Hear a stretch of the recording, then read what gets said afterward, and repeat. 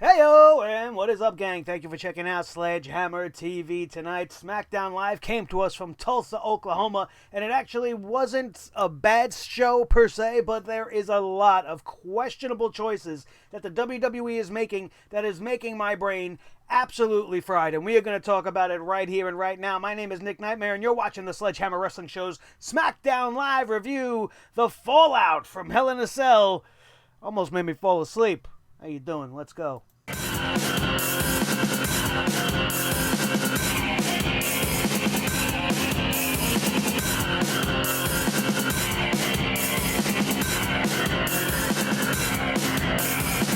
Sledgehammer Wrestling Show.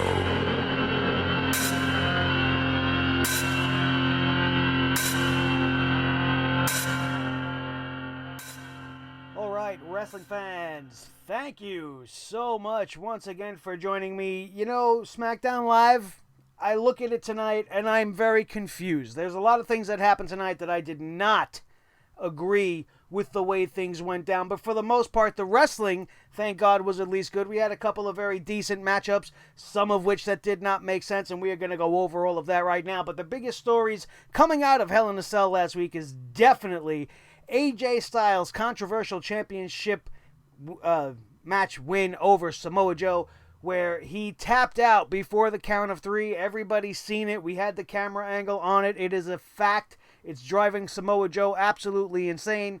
And then the second biggest story coming out of that, probably the bigger of the two stories, is Becky Lynch finally getting her comeuppance, finally getting her hands on that WWE Smackdown Live Women's Championship. Now, WWE has very widely painting strokes of Becky Lynch in the wrong color. Let me explain what I mean. They are trying to paint Becky Lynch as the villain of a story that she is clearly the hero of. I just don't understand why they are so gung-ho with this arrogant, this nasty Becky and the humble Queen Charlotte who wants to do the honorable thing. Do you understand how wrong it makes everything feel? Do you know how much bigger this whole moment would have been? How even Hell in a Cell, everything would have been received for Becky Lynch so much better if they would have just put the proper pieces in the right places and painted them all the right colors and made everything the way it's supposed to be. It makes me think back to, if you guys are a fan of The Walking Dead, think way back to when that show first started. Who's the main character? Of course, it's Rick Grimes. We went on this journey with Rick Grimes for weeks and months and seasons for him to get back what was his. He wanted his girl back. In this case, the girl is the WWE Smackdown Live Women's Championship. Becky Lynch, we've been with her on this road. We've been watching her scrape and claw her way back. 2 years it's taken her to get to that point. And then just like on The Walking Dead, what happens? He gets to that opportunity to get his girl back, and he finds out that his best friend's been banging his girl behind his back, and now she's knocked up with possibly his baby.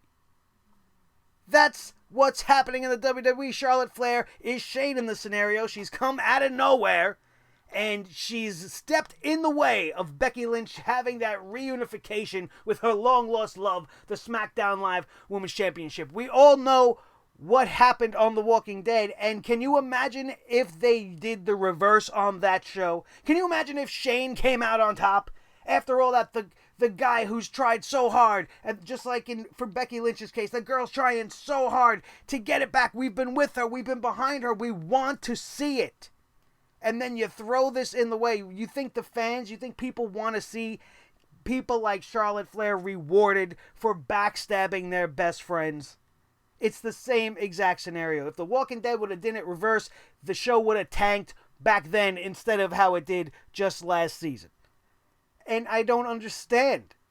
If I could use another analogy real quick, it's like reading your best comic book, right? It doesn't matter who it is. Spider-Man, Batman, Superman. Imagine you pick up your next issue in the story, and now all of a sudden, the Green Goblin's the good guy, and Spider-Man is the bad guy, but actually he's not really doing anything bad. He's just working alongside the Green Goblin, and they just kind of get in each other's way. It doesn't make sense. That's what we're getting here. We're getting Charlotte as this pristine image. We're not going to sully her image. We're not going to make her look bad. She needs to be on the Mixed Match Challenge with AJ Styles. She needs to be doing Make-A-Wish. She needs to be doing all these things. So we have to keep her as the angelic queen of SmackDown Live. I've come to give you your respect, Miss Lynch. I'm coming to do what you couldn't do for me. And then Becky Lynch, just like a prick, is just sitting there like, yeah, I don't really care about any of that. I just want you to raise my hand. No, I don't want you to raise my hand. I want you to put the belt around me. Nah, never mind any of that. I just want you to call me the queen. And that apparently was enough to put Charlotte Flair over the top. And then you have this whole entire scenario where Becky Lynch still is being painted as the villain with the way she is doing what she's doing at the end of tonight's show. She's throwing Charlotte Flair into barricades. She's sneering. She's smirking at the crowd. She's trying to just rub it in her face, and it's just coming off the wrong way.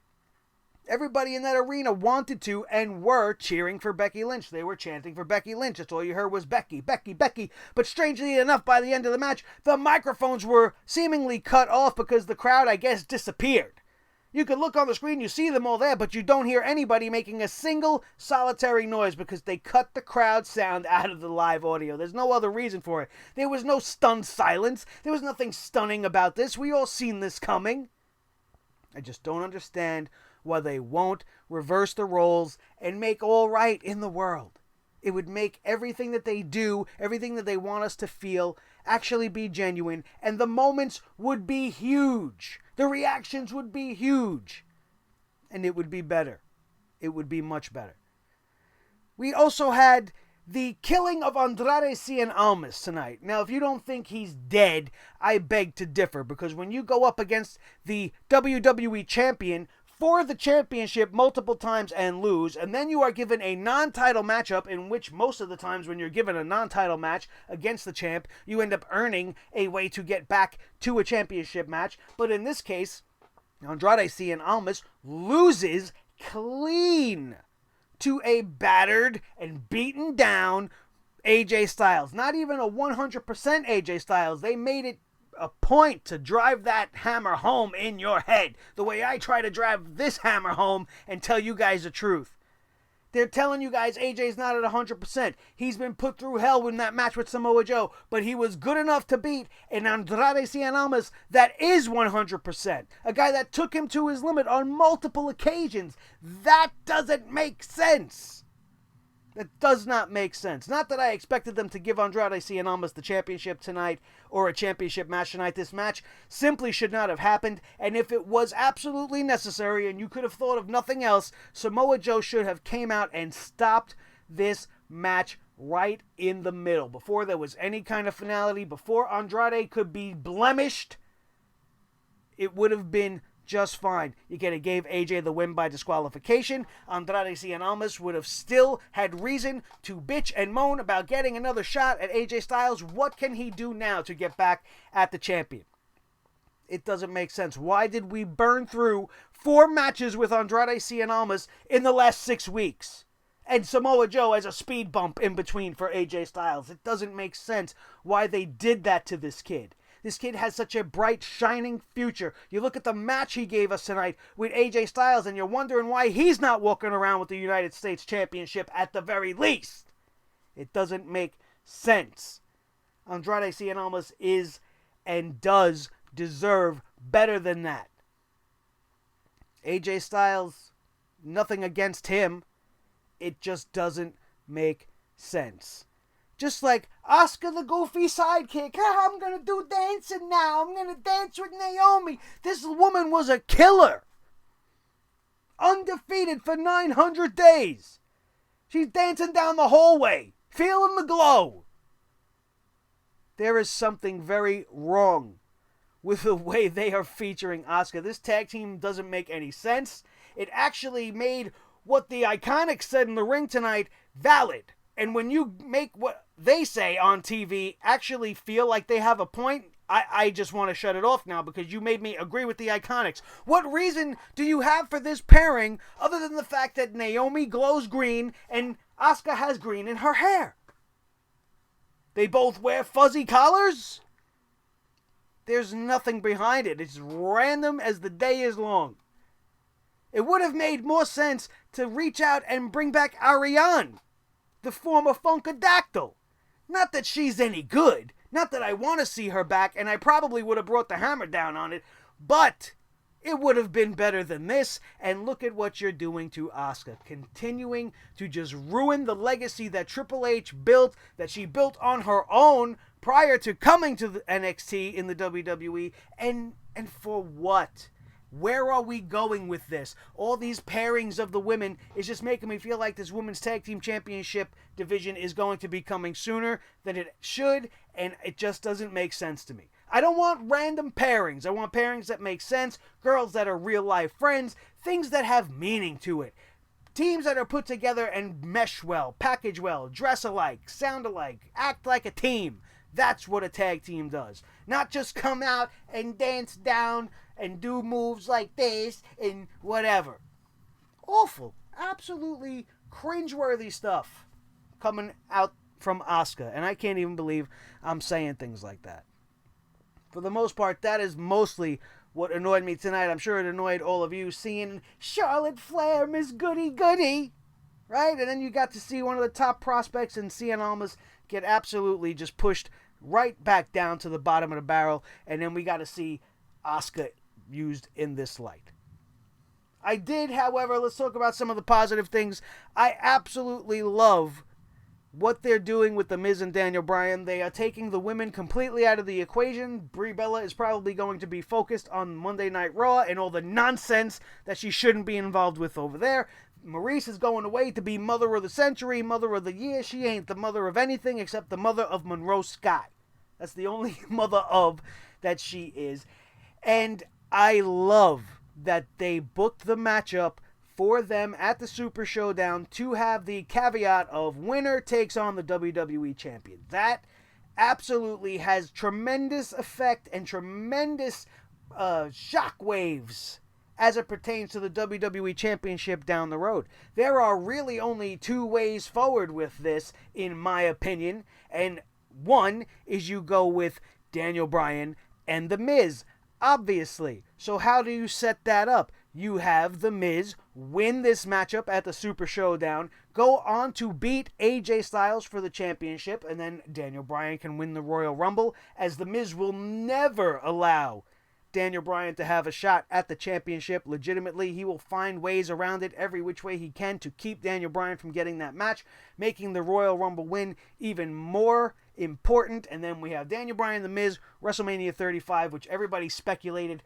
from way back before they even clashed at SummerSlam, which is absolutely fine. I will be all over that. There's another way the WWE can get around this, and they could have Samoa Joe actually defeat AJ Styles for the championship at some point. Keep the belt on him because he does deserve a run with the title, I think. AJ Styles at this point has had his run. It's become almost like common on the show, like you're just used to seeing it, and when it starts to become like that, you feel a little bit complacent as a fan, and it's almost time to shake things up. Samoa Joe would be a great way to shake things up, and then you have Daniel Bryan beat The Miz at the Super Showdown as well, setting up for a collision between Samoa Joe and Daniel Bryan at a subsequent show somewhere down the line, maybe Survivor Series, maybe TLC, and then you can have Daniel Bryan win the championship from Samoa Joe, or have The Miz continue to keep Daniel Bryan out of the picture until we can get The Miz having the championship around his waist at some point anyway,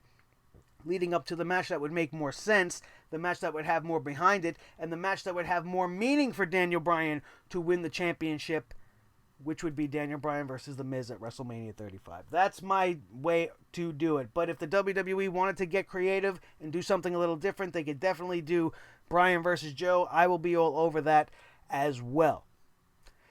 I love Randy Orton. He is an absolute sick freak. I am terrified for whoever it is that the Viper has his sights set on next. He did not clarify who it was, but the fact that he was sitting in the back in the truck, taunting the production assistant, holding his neck, hurting him, forcing him to show him clips so that he could rewatch a scene from Hell in a Cell where he tortured and had his way with Randy Orton's earlobe, And I didn't want to watch it the first time.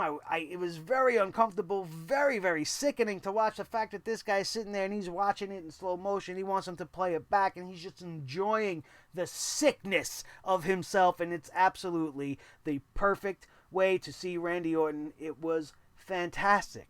I absolutely loved this. This is the reason why we wanted Randy Orton to be back on the heel track, and he has not disappointed yet.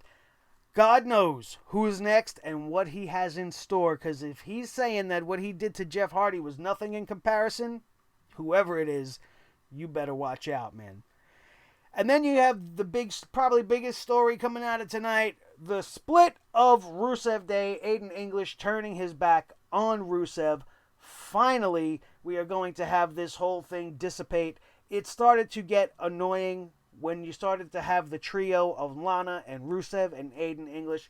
I'm actually okay with this.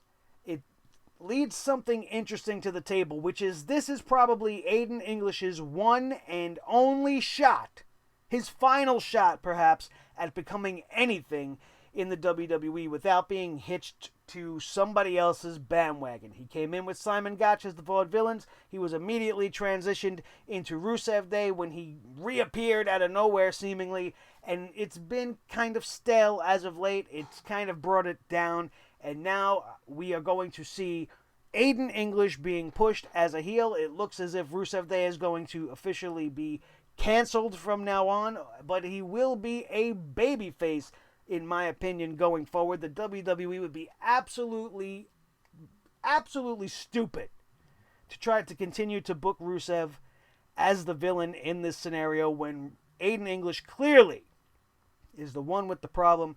I was okay with this. The only thing I didn't like was how they made it so obvious. We all already knew it was coming. Was it absolutely necessary to have that little blow up before the match took place and have Lana have to hear it and leave this whole thing hanging over the match? I think it would have been a lot more effective had that whole thing not went down, because it's already been underlying the whole time, and then you could have had an Aiden English come out next week and explain his actions instead of explaining his actions before actually doing what he was going to do, ruining it, making it a whole lot more predictable, because you knew that match wasn't going to end before Aiden English screwed it up one way or another for Rusev, which is exactly what happened, but I'm okay with it. The match between Rusev and Shinsuke Nakamura was actually pretty good. It was a lot better than I thought it was going to be as soon as the bell hit.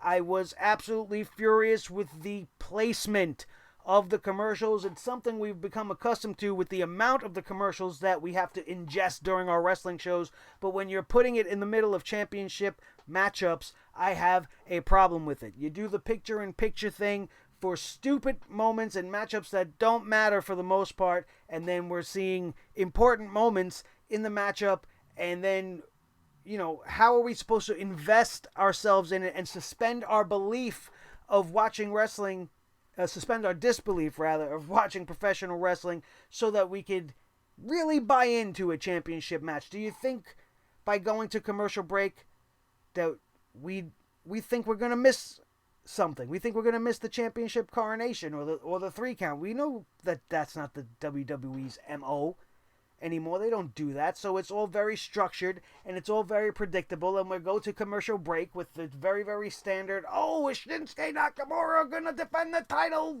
This match continues. Well, why ain't I seeing it? This is an important matchup. They should structure their commercial time much better. Do we need to see Aiden English singing the beginning of Rusev Day every week, or do we need to see championship matchups? I'd rather see the matchups than all the backstage segments and the New Day Comedy Hour, right? Coming out dressed up like Australian jackasses. But at least the Bar seemed to voice my opinion tonight, calling them jokes and saying they're going to bring prestige back to the tag team division. That remains to be seen. Let's get through this show tonight, guys and gals. The Miz opens up with Miz TV. He says he's had a special guest that he's moved the heavens and the earth to get, and it ended up being Maurice. Talk about starting the show with a dud. But what do you expect from The Miz? This is exactly what you expected. I actually thought we were going to have Brie Bella be brought out in some capacity, but we had the revelation that Maurice was leaving. The whole reason for them to come out and do this whole thing was for us to be made privy of the fact that Maurice is going home to be Mother of the Century.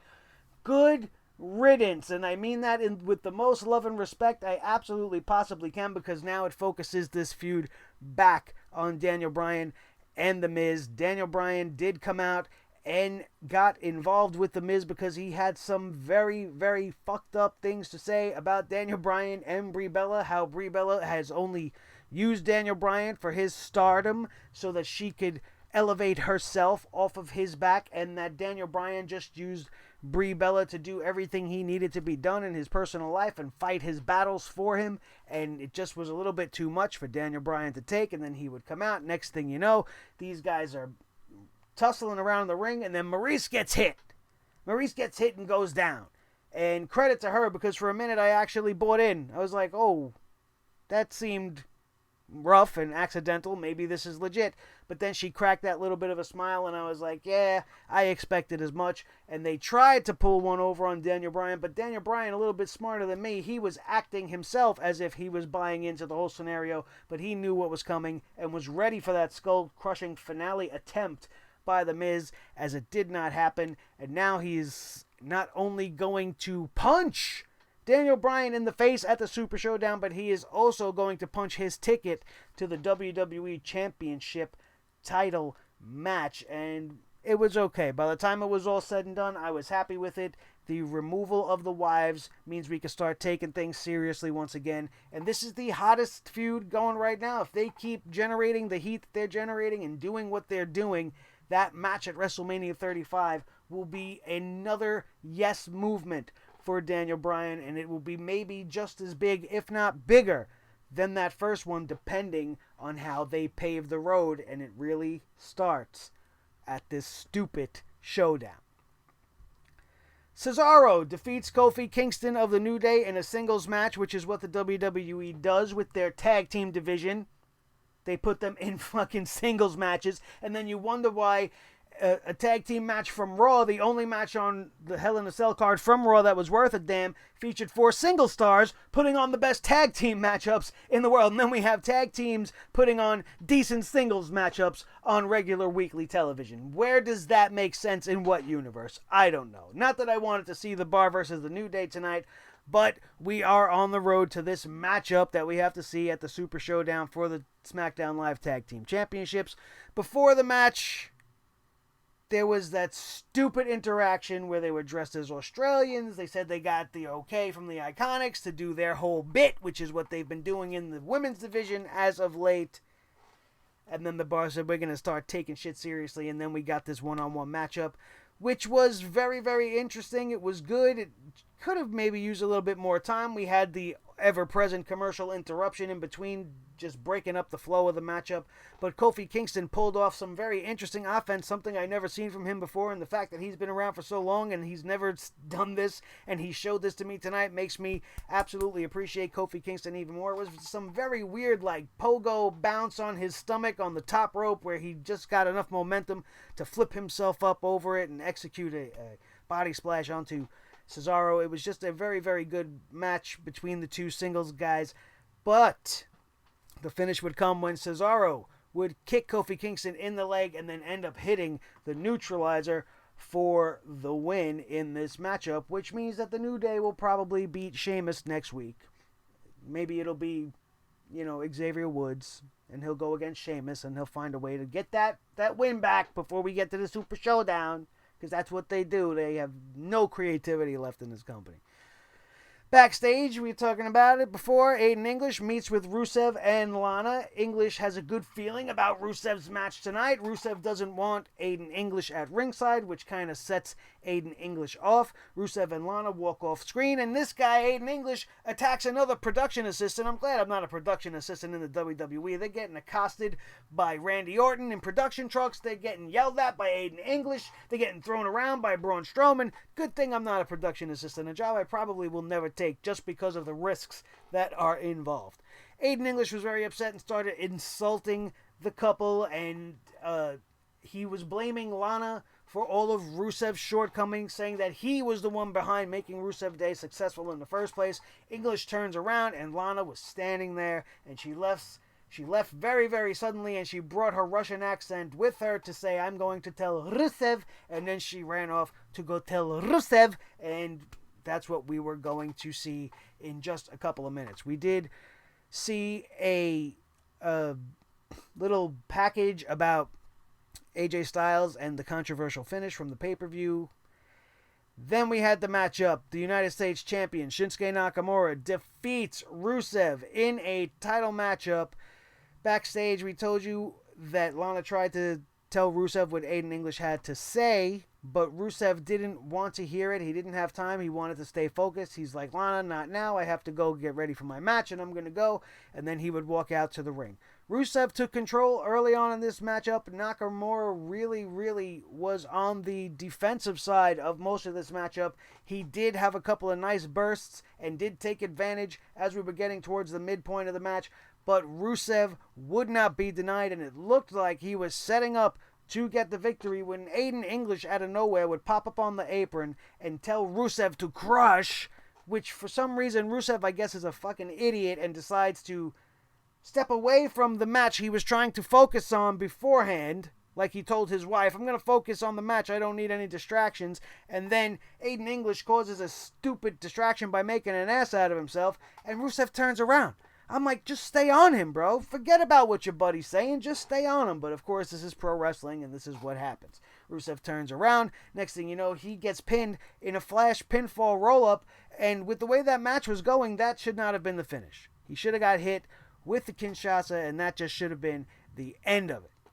And he should have got pinned for the 1, 2, 3, if that's the way you wanted to go with it. A flash roll-up on Rusev, who had more energy and more power at that moment in the match, just didn't make sense. I know it came off as a surprise, but how surprised could he have been? He knew he turned his back on the United States champion.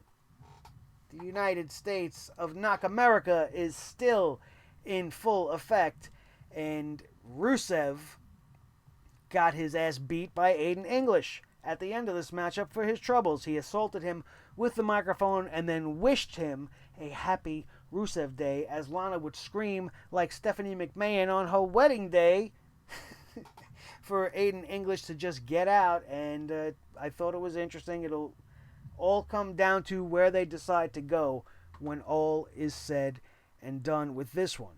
WWE Champion AJ Styles defeated Andrade Cien Almas, unfortunately, unnecessarily, in a non-title match, which makes it even worse. Right back down to the bottom of the barrel. This match would come to an end after some very, very impressive action and some very good sequences between the two men. Almas would hit his double knees in the corner for a very close near fall and then would attempt to lock in that hammerlock DDT that he has put so many people away with in the past. But AJ Styles with a very unique rolling over the shoulder counter to this whole thing and ended up somehow in the Styles Clash. It was very, very crazy and very unique. But then he executed the Styles Clash, got the pin, and then Samoa Joe wants to come out and stick his nose in there and started to assault AJ Styles, telling him that he knows the truth. And I thought it was fantastic. You will never be safe, he kept screaming in the champion's face. And I thought it was very intense, and it was a great way to continue this rivalry. I only wish it would have happened 2 minutes sooner so that Andrade Cien Almas didn't lose clean in a non-title match that shouldn't have been happening in the first place. To a less than 100% AJ Styles. Asuka with Naomi defeated Billie Kay with Peyton Royce. Did you care? I didn't care. I didn't watch this match.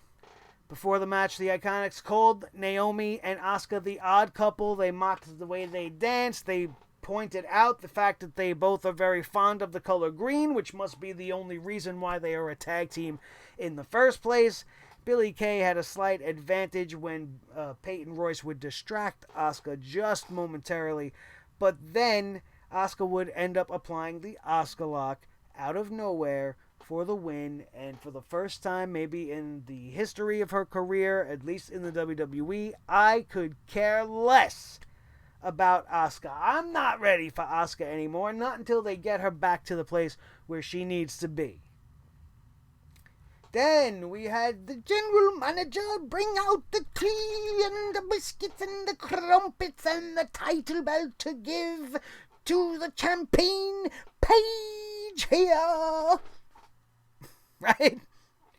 Paige out there to do this unveiling of a championship belt that Becky Lynch should have already had in her possession. We've seen her walk out with the title belt from Hell in a Cell. Why did she have to give it back to Paige? For Paige to give it back to her. Here you go. Here's my belt. Now, give it back to me. Thank you. That's what we seen at the end of the night. It was very awkward. The unveiling of the belt just kind of came out of nowhere. Why were we unveiling a belt that we all know what it looks like anyway?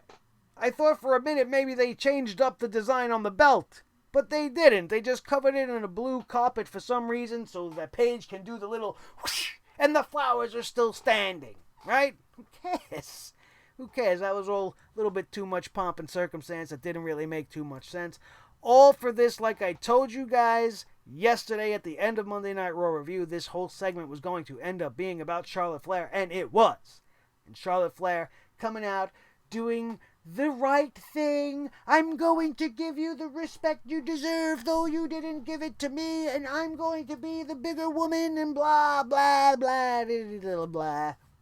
I didn't give a shit. And then Becky Lynch, like I said, she just kept interrupting Charlotte, saying, listen, just raise my hand, it's okay, forget it, I don't mean that, blah, blah, blah, just being sarcastic and catty and arrogant and just trying to do everything she can to make us try to not be on her side. Just acting like really the bitch in the scenario, even though, let's make her say bitch, Mr. McMahon. That'll make everyone know she's a bad guy. Didn't work for me. Didn't work for most of the crowd. Everybody was into it. Everybody was behind Becky Lynch. None of it makes sense as far as the storyline goes, but we could at least take solace in the fact that Becky's got the belt right now. But what did I tell you guys last night as well? As soon as you hear that announcement for the rematch, you can almost guarantee it's going back to Charlotte Flair before we get to Evolution. Before we get to Evolution. Is Evolution before the Showdown? I might be wrong. We have to see. No, I think it is, right? Showdown comes up first, then we got Evolution, and then we got the friggin' Clown Jewels. Ugh, I don't even want to start talking about that again. And in the end, what did it do? It did nothing. We still stand in the same place we all stood 24 hours ago. Nothing really changed on SmackDown Live. Nothing was really necessary that we saw on SmackDown Live, but it was decent, I guess. If I wanted to give it a grade, I'd give it maybe a D+, because it wasn't anything that spectacular. We had some great action, but we had a lot of matches that just didn't make sense and actually did more damage than good, especially in the case of the two championships, the main championships on this show being the Women's Championship and the WWE title. That's it, man. I'm talked out. I feel like we've been talking for 6 days. There's just so much shit going on between Hell in a Cell, and we are not done. We've got House of Glory coming up this weekend, so be here for the preview and predictions before the weekend comes, and then be here with us Saturday night or Sunday morning whenever I get it up for the review of Chapter 3, which is this coming Friday night, right? I think. I'll get back to you guys on that.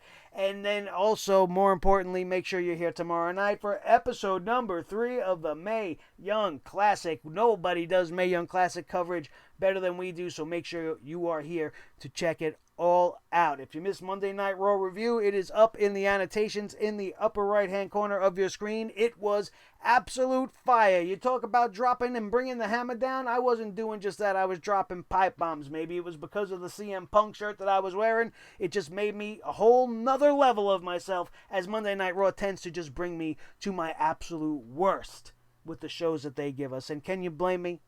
Can you blame me? I know you can. And I know you guys love it. So the best way for you guys to stay notified and not miss a thing, because like I said, all weekend long we are firing this camera up and we are going to be here bringing you guys everything the WWE and everybody else wants to throw at us for the absolute best coverage in town. Make sure you are subscribed to this channel by hitting that subscribe button right now. Ring the notification bell that sits right next to it so that it will be notified directly to you each and every time we pop up here on YouTube. Don't forget to share this video with each and every one of your wrestling buddies all over the wrestling world. Not just the stuffed ones that you have on your bed behind you, but the actual real physical ones that can come on board with us and subscribe and become part of the Sledgehammer Club as well. To all of my audio sledgeheads that listen to us on iTunes, Podbean, Stitcher Radio, or Spotify, do me a favor. I know you love me in your ears, but come on over and use your eyes and get a look at my handsome face and my beautiful set and my cool layouts, and get over to the YouTube channel right now and subscribe to Sledgehammer TV as we eclipsed 800 subscribers this weekend. Thank you, each and every one of you sledgeheads that got me over that hump, and as we continue to march to 1K, we can do it, and I know we can do it because it's going to start with you right now. You, the one that's not subscribed, I know you're going to do it right now. Thank you guys all so very much. This has been your SmackDown Live review for Tuesday, September the 18th, 2018. My name is Nick Nightmare. This is my trusty team, Thor the Sledgehammer. Been working in overdrive as of late. The official Sledgehammer of the Sledgehammer Wrestling Show and the Wrestling God of Thunder. His tag team partner, the World Heavyweight Champion of Microphones, Mr. Blue, the Snowball Microphone. We are so glad to be with each and every one of you. Thank you all for being loyal supporters of this show and this channel, and for being my sledgeheads. I love each and every one of you. Thank you. That is going to do it, and we are out of here, and we will see you next time right here on the Sledgehammer Wrestling Show. Have a good night.